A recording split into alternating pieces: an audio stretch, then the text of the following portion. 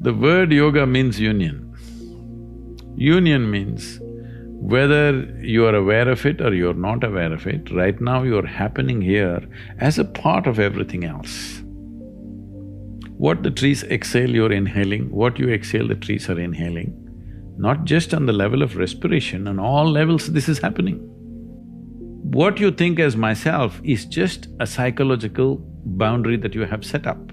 So yoga means consciously obliterating the boundaries of your individuality. So if you sit here, if you experience everything around you as myself, this is yoga. If you experience all this as myself, do you need morality? Be good to people, don't harm them, don't do this, don't do that, would it be necessary? No. Did anybody teach you out of these 5 fingers, this is a small finger, don't cut it off? Is there a morality needed like that? Anything that you feel is a part of yourself, with that you don't need any values, ethics, morals, nothing, because it's a part of you. This is what yoga means. You experience everything as a part of you. When somebody experiences the whole universe as a part of himself, then we say he is a yogi.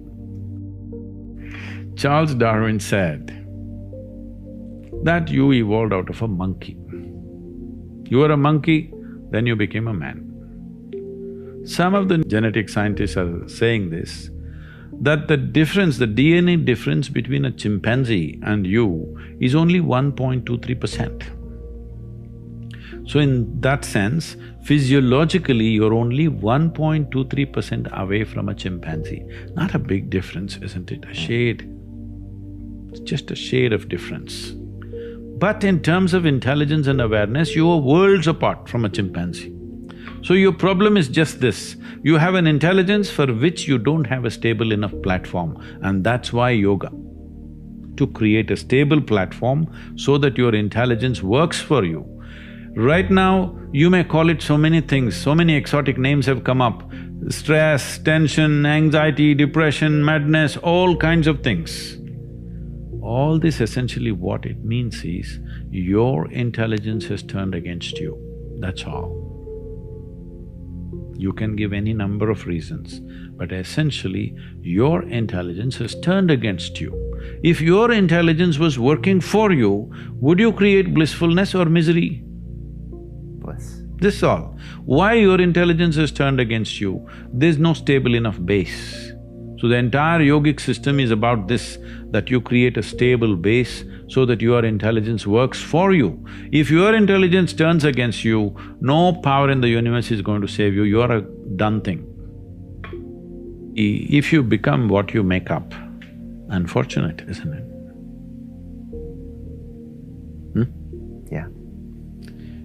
Your thoughts belong to you or you belong to the thoughts, you must make up your mind. They can be dangerous, those thoughts.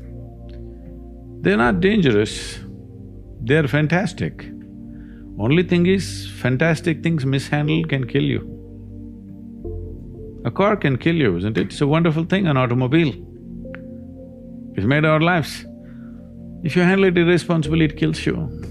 Every possibility is like this. Every possibility, if you do not harness it, it becomes a problem. So the same goes for your cerebral capability. If you do not harness it, it's a serious problem. It's taking away 80% of the human beings are simply suffering. They don't need any outside help. They're on self-help. To understand, when I say I'm thinking this, another word, another way of saying it is, I'm making up this, I'm making up that. You can make up whatever you want, as long as you enjoy it. To transform your life, you want to do it in 2 minutes. So is that what your life is worth? So if your life is worthwhile, is it not important that you invest a certain amount of time and energy rather than looking for this stupid stuff of one mantra with which I will transform my life? It will not happen like that. That's the reason why most people have remained the way they have remained, because they've not invested in their well-being. So it's a serious long-term investment. It is not long-term. I would say, if I ask you, is your life worthwhile enough to invest 30 to 32 hours of focused time to bring some basic transformation within you? If I teach you a way where you can manage your chemistry the way you want, but we need 32 hours of focused time, do you think your life is valuable enough for that much investment, I'm asking? Yes. Then you must invest, that's what is called in an engineering program. It's 32 hours of focused time. We can format it in different ways, but that much investment has to go in. See, all human experience comes from within, isn't it? I don't know what kind of geniuses thought these things. I know in America there must be a million books telling you how to, milk happiness from something else or somebody else but all human experience is generated from within. What comes from within you must be the way you want it, isn't it? Isn't that simple enough, I'm asking? What comes from around you may not be the way you want it, but what comes from within you must be the way you want it. If whatever happens within you the way you want it, will you be blissed out or miserable? Blissed out. See, most people understand complexity as intelligence. If they make themselves difficult, they are supposed to be intelligent. Making a simple thing difficult is not intelligence. Making a very complex thing simple is intelligence, isn't it? So wrong sense of intelligence, idea of intelligence has entered people's minds. They think if they make a problem out of every solution, they're intelligent. No. If you find solutions for every problem, that is intelligence. That's my understanding.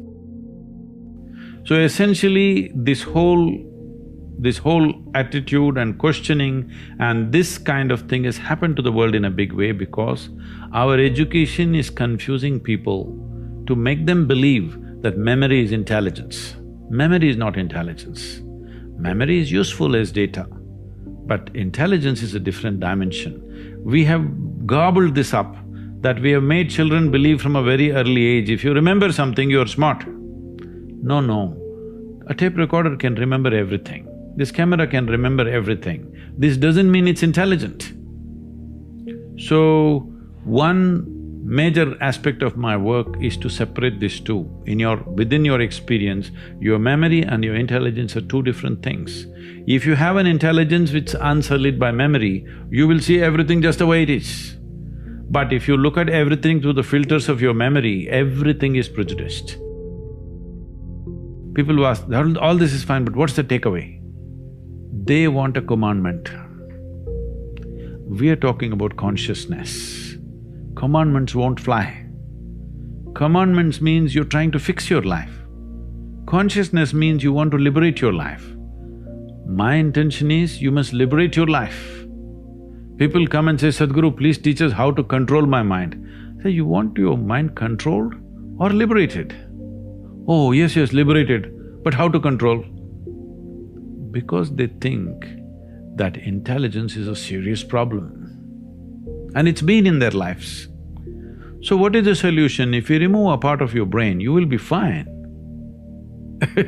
You're essentially complaining, I wish I had the brain of an earthworm, this human brain I am not able to handle. Yes, that is a fact.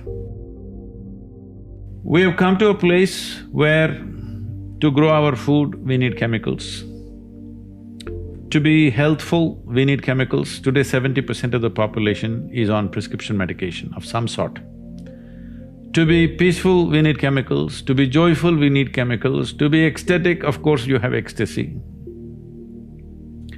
So we are going towards chemicals in a huge way. The water that you drink is full of chemicals, the air that you breathe is like that, and the food that you eat is like that.